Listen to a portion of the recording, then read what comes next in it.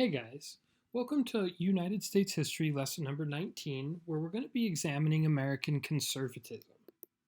First, as always, we'll go through the order of things. We're going to begin by going over the learning target that this assignment hits. Then we're going to explain what you're expected to be able to do by the end of this assignment. We're going to cover key vocabulary and background necessary to understand the assignment, and this is extra super mega important for this lesson. This is one of those lessons that you just can't understand without the background and the vocabulary defined. And then last but not least, we're going to walk through the assignment posted in Empower and complete an example using document 1 so that you can see the level of work that's expected to earn that 3.0. All right, the target hit.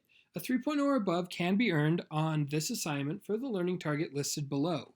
If you earn below a 3.0, you are required to revise this assignment and turn it in again. In this case, the learning target that we're looking at is HID2, which stands for Historical Ideas Learning Target Number 2. Explain the ideas critical to the understanding of American history and analyze how they, being the ideas, shaped American history. Examples include populism, progressivism, isolationism, imperialism, anti-communism, environmentalism, liberalism, fundamentalism, and the one highlighted in red, conservatism, which is what this lesson is all about. And in fact, by this point, we've covered more than half those, but this particular lesson targets one that we haven't yet. This is the third and final assignment for this particular learning target. You've previously completed the other two. One evaluated containment's effectiveness, that dealt with anti-communism, and there was an early assignment on U.S. foreign policy and how isolationism changed over time. You can actually see isolationism is also listed in that learning target. All right, so we have a couple of goals for this assignment. First, learners will be able to summarize the main idea or argument of the documents in their own words, and that in their own words piece is key. I've mentioned this before, but it's important to me that I, as the teacher, understand that you understand the documents. Anybody can copy and paste or repeat what the document says, but until you can put something in your own words and explain it, it's very difficult to tell a student who understands it and a student who just copies and pastes it. So I do require this to be in your own words. Right? Learners will be able to identify and defend with evidence from the text which of the three major ideas of conservatism is going to be found within the content of the document. And I will put a little bit of an asterisk here. Sometimes there's more than one. So even though there's three options, sometimes you can pick two or even three of them and be correct so long as you explain it. And then last but not least here, learners will be able to evaluate, that is, say, judge, how effective conservatives have been in achieving their goals by reflecting on where we are in the present. All right, in this lesson, you will examine 5 primary sources, all of which explore the goals and beliefs of conservatives. Technically, though, you're only really dealing with 4 because I'm going to complete one for you as an example. You will need to read the documents and summarize their main idea or argument in your own words. You will think about what you have to read and decide which of the 3 core beliefs of conservatism, and these are the 3 that we've settled on for this particular lesson: limited government, debt aversion, or religious moralism, appear within the document. If you don't know what those 3 things are, that's fine. We're going to cover it here in just a little bit. Right? You will explain and defend with reasoning and or evidence why you selected the option that you did. And finally, you will select one of the 3 core ideas of conservatism and judge if conservatives have been successful in achieving these goals in the present in regards to your chosen issue.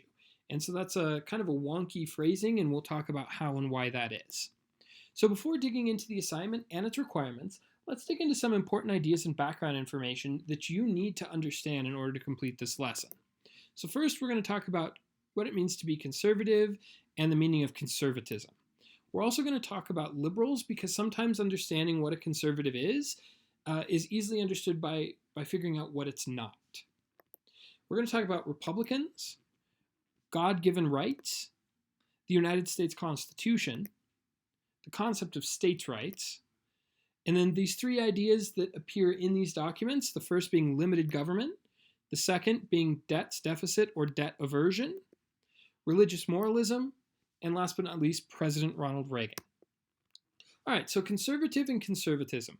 Conservatives generally do not want change. They see things as fine the way they are and tend to resist or push against change.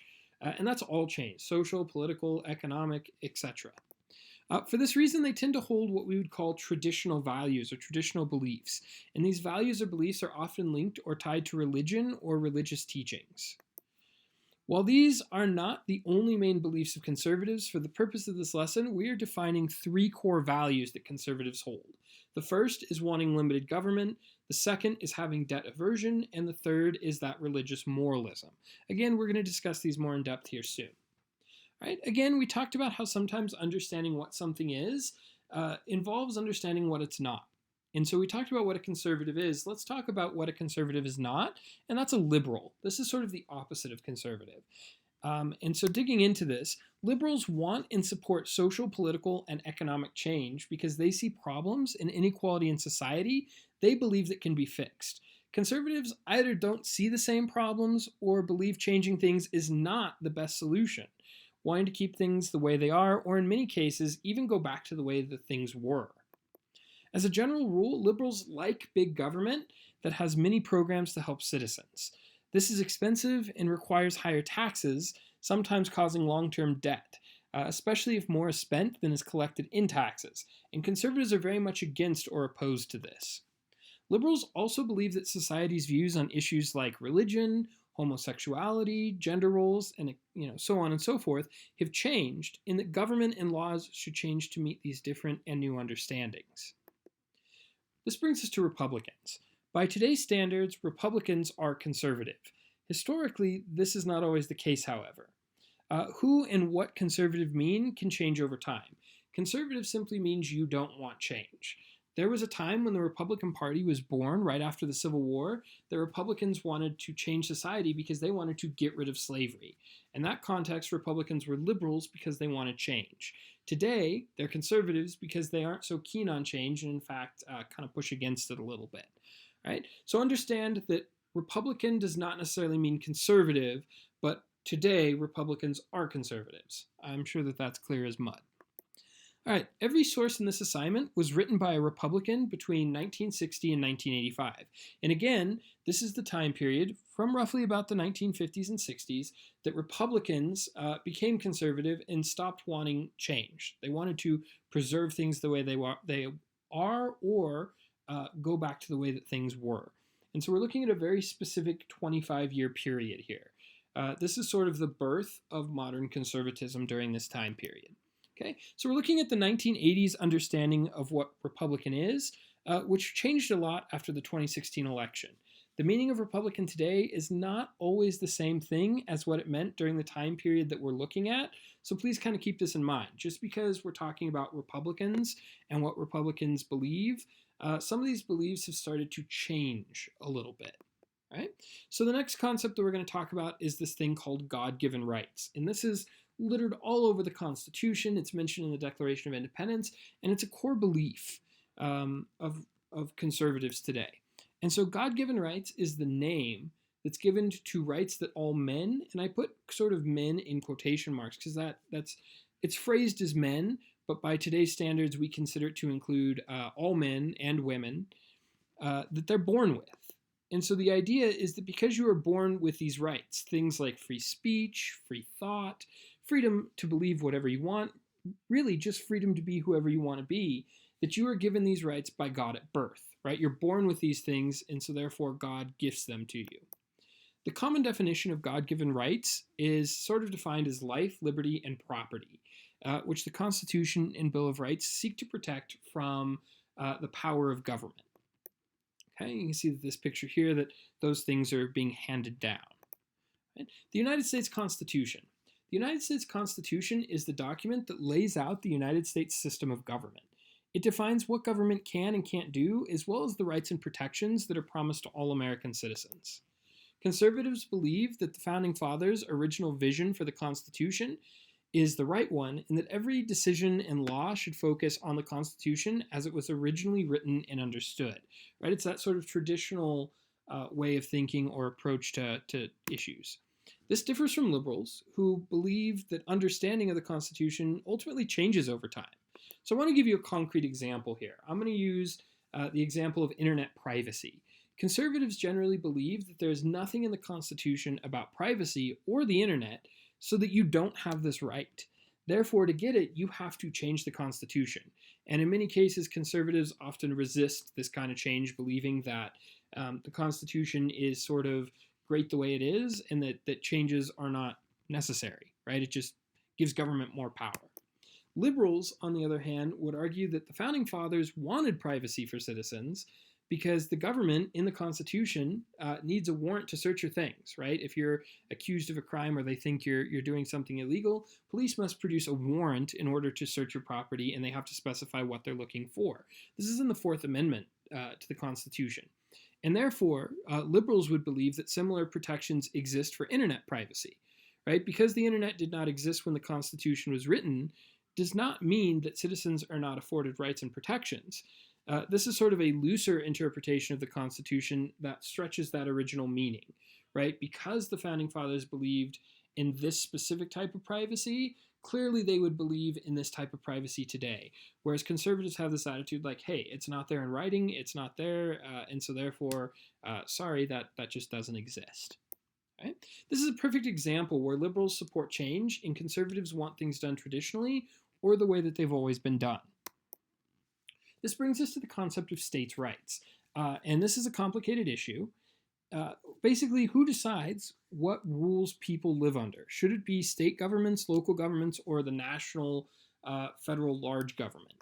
Right? So many believe state and local laws matter more because people living there have the freedom to decide their own rules and make laws that fit local needs and beliefs. More importantly, the national government should not have this power to force, quote, free people in one state to follow the same laws as another state if the people in that first state don't agree with the law. So this is where things get complicated. Let me give you an example to kind of operate from. If people in Alaska and Wyoming grow up shooting guns for hunting and sport, but people in Chicago and New York grow up being shot at by guns and violent crimes, who decides what our gun laws are? Do individual states decide their own laws, or does the federal government force all states to follow the same laws?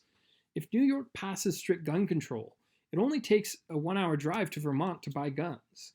Laws like these are only effective if all states have to follow the same rules, but not all people in all states want the same rules, and that's where things get tricky. A classic conservative argument has always been for local control, and the main goal here is to take power away from the federal government because it weakens it. Right? We talk about limited government here in a minute. This is key to that. This helps the federal government also spend less money. Conservatives believe if states want retirement programs or healthcare programs, states can create their own rather than the federal government sort of forcing their participation and spending tons of money on these issues. Most conservative states, however, would not necessarily engage in these programs because they don't believe in social or economic programs like these. So they don't want the federal government to force them to do them, and they themselves would not set them up because they don't believe in them. So this brings us to one of our 3 main core beliefs of conservatism that we're asking you to search for in these documents. That's limited government.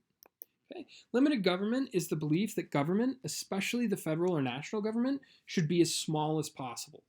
Conservatives believe that the smaller the government, the less power it has. The less power it has, the less abusive and controlling government can be. Small government also spends less money, reducing the risk of debt and keeping taxes down. A big government has retirement plans for its citizens, offers health care, and these programs cost a lot of money. Therefore, they require higher taxes. Conservatives oppose both the taxes and the size of government, believing that individuals should have the freedom to choose their own retirement plans or healthcare from options rather than being forced into the one program run by the federal government. They don't see that as freedom, right? You're sort of forced into this one option as opposed to exercising choice. Okay. Now we're going to talk about debt, deficits, and debt aversion. These things are all sort of tightly linked. So first, debt is borrowed money that must be paid back. In the case of government, sometimes programs like Social Security or healthcare can cost a lot of money. In fact, more than we collect in taxes, mainly because people hate taxes and never want them raised, even to pay for things that they want or need, like healthcare. So the money to pay for these things must be borrowed from other countries or other places and paid back later. This is how a country like ours builds debt over time. A deficit is when you spend more than you bring in taxes. While debt is the physical amount of money you owe, right? You're, say, $10,000 in debt. A deficit is when you spend more than you have. So let's say every year I spend $10,000 more than I have, I'm running a deficit, right? So it's a nuanced little difference there. Debt aversion, and this is the term that appears in the assignment, is used to describe conservatives, and in short, it means that you're against or reject debt. You don't want to borrow money, you don't want to spend more than you have. Conservatives ultimately hate debt and deficit spending, and you should see that in a couple of these sources later on in the lesson. So conservatives believe in low taxes because they believe that people should be able to keep more of their money. Money they see as being earned and, through taxes is stolen by the government. That's just one point of view. But also reject any kind of program or aid that costs money. So for example, healthcare, retirement plans, food stamps, unemployment benefits. Conservatives tend to want to keep these things low because it costs taxpayers a lot of money, which means we either have to borrow the money or raise taxes, neither of which conservatives tend to support. All right, so conservatives believe that it is a person's responsibility to ultimately take care of themselves, and it's not the job or role of the government or other taxpayers to take care of you. So as a matter of conversation, I just looked it up. The United States debt in 2021 is $28.1 trillion. That's obviously a lot, but it's hard to understand what that is. So if we took each dollar, right, each of those $28 trillion, and said that each dollar is 1 second, that would ultimately add up to 891,045 years of time. Again, each dollar is 1 second. That is the current debt of the United States. You can see where conservatives would start to get a little uncomfortable with that number. All right, so this leads us to sort of the third and final main idea or key term of this lesson, which deals with religious moralism. Okay? Religious moralism is a term when religious beliefs shape how someone feels about political issues. More so, it's also about letting one set of religion's ideas define how society should act or be. So this particular religious group thinks that society should look this way, and therefore all political, economic, social decisions in regards to government should focus on this way because that's what this religion believes should happen. Right? So when society doesn't act or isn't the way that religious groups think it should be, the problem is often blamed on a lack of religion in society, a lack of acceptance in God, or the teachings of that particular religion. Conservatives tend to have deep religious ties and let religious moralism guide their political beliefs and their criticism of society. And in fact, you are going to see that in a couple of these documents. Okay? This leads us to our last key term, which is President Ronald Reagan. Ronald Reagan was the 40th President of the United States from approximately 1981 to 1989. He served 2 terms. He is considered a champion and hero of the modern conservative movement, right? So when you talk to Republicans today about who one of the greatest presidents of all time is, almost all of them point to Ronald Reagan, which really was not that long ago, right? Barely, 40 years, 50 years? So not that long, most people's lives, okay? Reagan was super anti-debt, anti-tax, deeply tied to the Christian right, and he fought to limit the role and powers of the federal government. All these should be things that we just talked about in terms of conservative beliefs, and in fact, he was pretty successful at a large number of these. He was also very popular and liked by everyone, not just conservatives. In the 1984 election, so his second election, he pulled off one of the most impressive electoral victories in American history. 525 to his opponent's 13. This was his second election, which historically presidents tend to win by fewer votes than their first. So this is a really big accomplishment. And for record, this is the picture of Ronald Reagan. He was, in fact, the oldest serving president in U.S. history. He was in his 80s, I believe, early to mid 80s. Okay? So here are the directions or steps for completion. At this stage, we're going to switch to the assignment sheet. We're going to start by going over the directions and reading through the questions so we know what to do and look for as we read. This is a strategy that's generally used by strong readers. We'll finish up by completing the questions listed for document 1 as an example so that you understand the expectations for the 3.0. Finally, we'll go over the required summative questions at the end of the assignment and optional questions if you want that 3.5 or 4.0. So let's go on ahead and dig in here. Right? Let me close out of this and we're going to go on ahead and switch here. So when you download the assignment in Empower, this is what it should look like. As always, please include your first name, last name, and your period. You can see here that I've made a special note in yellow not to attempt this lesson without first watching the video because you really have to understand what those 3 key ideas, limited government, debt aversion, and religious moralism are in order to complete this assignment. So I'm going to go on ahead. and go through the directions here. Right? Directions. Below are 5 sources of diverse format, mostly speeches and books, which all share the same point of view. They have been arranged chronologically, meaning by time. Source 1 is from a book published in 1960, and Source 5 ends with a speech by Ronald Reagan in 1984, the year of his re-election. The first thing you're asked to do is explain the main idea of the source in your own words, right? I want to know in your own words because I want to know that you understand what's being said. Once you have read and demonstrated understanding of the document's content, you are asked to identify which of the 3 key beliefs of conservatism is presented within the document. And here's that sort of asterisk or caveat. In some cases, more than one is present and correct if reasoning is provided. So you could pick 2 or sometimes even 3 of the 3, and as long as you explain, hey, this is why this one applies, I'm going to give you full credit. So don't just be looking for one answer, be looking for any possible answer. So the 3 key beliefs of conservatism, limited government, debt aversion, and religious moralism, are defined in the video for this lesson. It will be extremely difficult to be successful on this lesson without watching the video that has been posted in Empower for this reason.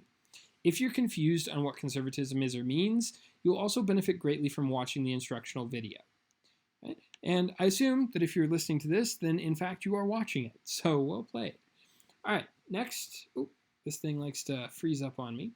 After explaining the document's main idea and selecting which of the 3 key ideas of conservatism is present within the document's comments, you need to provide a quote or evidence from the document to support your choice. There will be 1 optional question for a higher score, and these are clearly marked. There are also 2 required summative questions that appear after the documents, which are required for a 3.0. These must be completed with clear responses to earn that 3.0. Any questions appearing after these 2 will be optional and for a higher score, and clearly marked as such. The first document, document 1, is completed for you, right? That's what we're going to do right now before we leave you on your own. And an explanation of how to complete it is found at the end of this video here, which is posted on YouTube.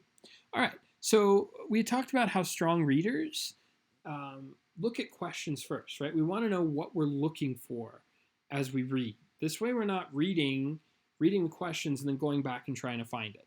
So the first thing that we're asked, for 3.0, summarize in your own words the main idea or argument presented by Barry Goldwater in The Conscience of Conservative, which is the name of the book here for document 1.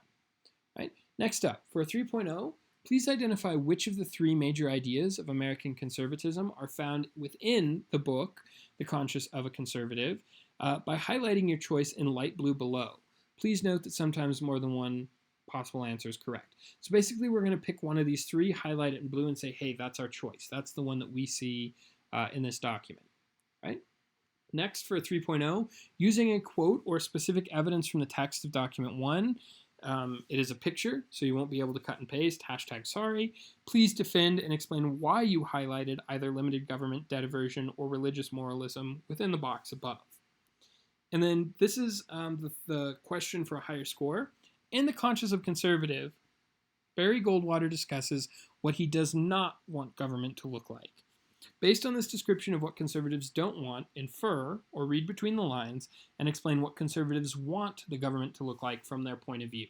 So this is asking you to think about what the document says and explain, well, if this is what they don't want, right? This is what they said they're against. What do they want society, government, or the economy to look like? And so you have to think about what you've read on a little bit of a deeper level in order to answer that. Right? And you get the same questions for all the documents. So if you're just aiming for the 3, it's basically 3 questions, one of which is highlight your choice. So this should go semi-quickly for you, right? Not too much here.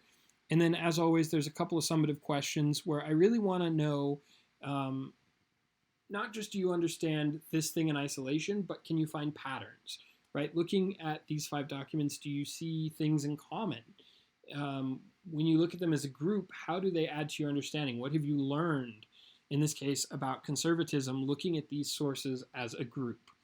All right, so this is a very, very weird question. And I want to take a couple minutes to go over this because this is another situation where if you don't watch the video, answering this question is going to be extremely confusing and difficult.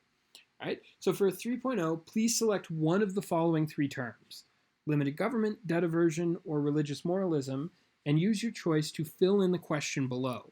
By doing this, you are essentially picking your own topic and question that you want to answer, right? So you get those three choices, and you get to pick any one of the three you want. So you're essentially picking the question that you want to answer. And so here's the question. After examining conservative goals and points of view from the 1960s and 80s on blank, and so this is where you can pick limited government, debt aversion, religious moralism. Let's say I wanted limited government, so I would actually physically type limited government in here. I'm not going to because I want you to be able to pick your own. It would read this way. After examining conservative goals and points of view from the 1960s and 80s on limited government, in your opinion, how effective, meaning successful, were conservatives in achieving this goal in the present?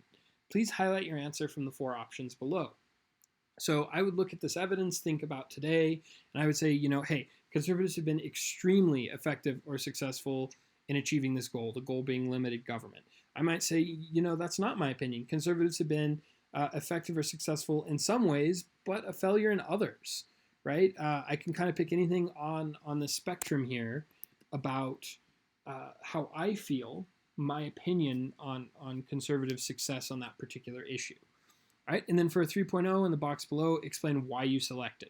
So if I chose extremely successful, I would have to give a 1, 2, 3, 4 sentence tops explanation about why I feel, conservatives were extremely successful in limiting government. I would say, oh, well, they managed to do this or that, or there's been, this issue.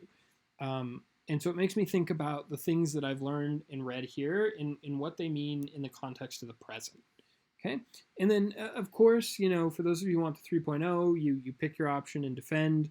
Super quick, super easy. But for those of you who want to challenge yourselves or get those higher scores, there are 4 more questions here. I'm not going to belabor your time. If you're interested in them, you're free to read them and kind of understand. There is some more, fill in the blank stuff here going on. So, just kind of be aware that that's how these questions work. All right, so that we can get you on your way and making progress on this lesson, we're going to go on ahead and go back to document 1 and just kind of kick through this really quick. As always, you guys know that I like to read the document through and then come back and reread it and kind of fill in the blanks using the vocabulary that's provided over here, which, by the way, for the first time, I am now alphabetizing these. Before it was sort of the order that they appeared in the text or reading. Now they appear basically alphabetically, so kind of be aware of that, right? So Franklin Roosevelt and Democrats' rapid change from constitutionalism to the doctrine of unlimited government is an oft-told story. I am here concerned by the unmistakable tendency of the Republican Party to adopt the same course.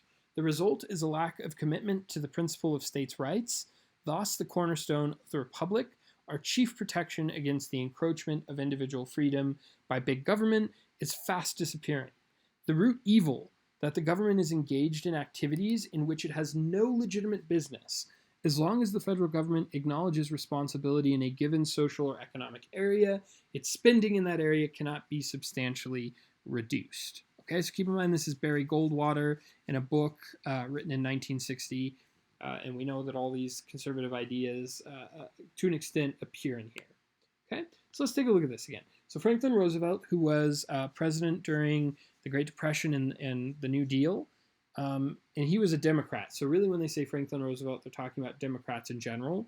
So Franklin Roosevelt and Democrats, quick change from, that constitutional ideas to the rule or the doctrine of government being as big as we want, right? Government is unlimited in its power and scope, is an often told story.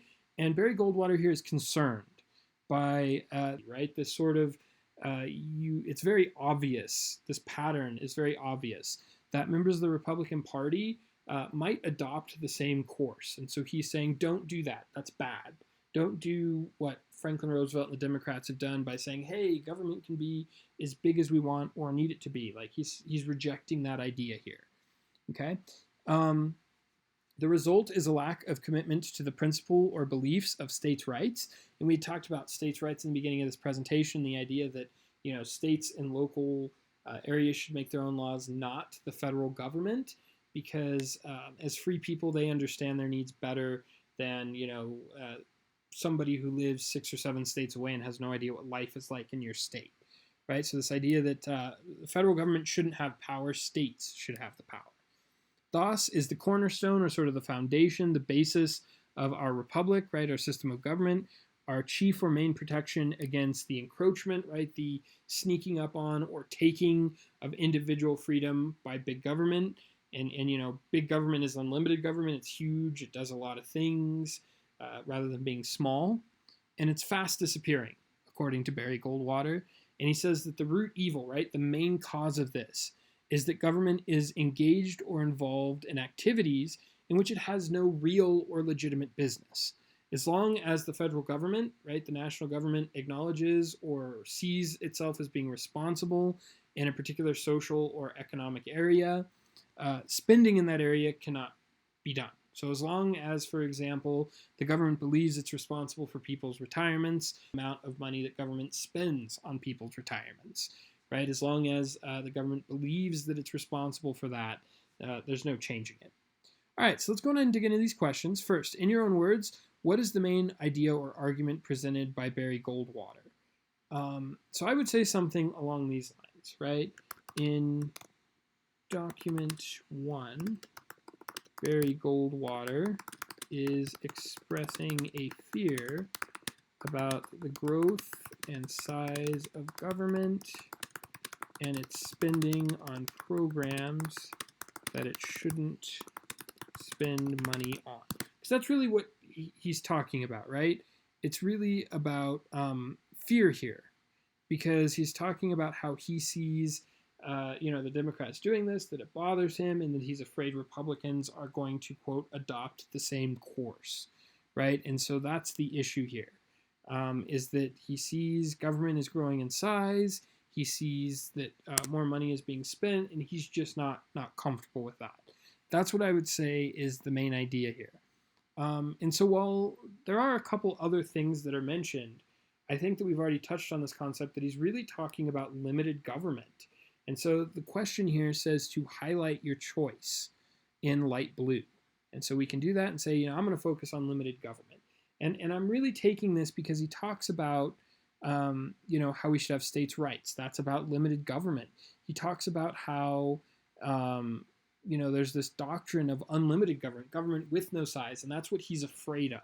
And so by saying that he's afraid of that, he's advocating or wanting to limit the size of government, right? He is afraid that individual freedom will be stripped by big government. And so that's, he basically says it in there multiple times. And so now we have to use a quote or specific evidence, and I'm too lazy to go up and quote it, so I'm just going to say something along these lines, right? Barry Goldwater talks about his fear of big government taking individual freedoms. This shows he supports limited government. Okay? And so I'll read that again and show you where it appears in the text.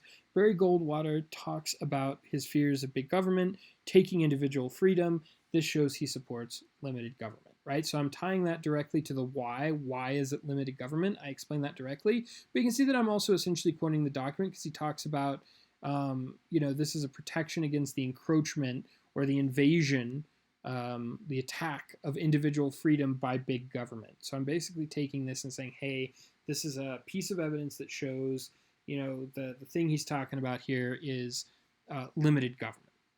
Okay?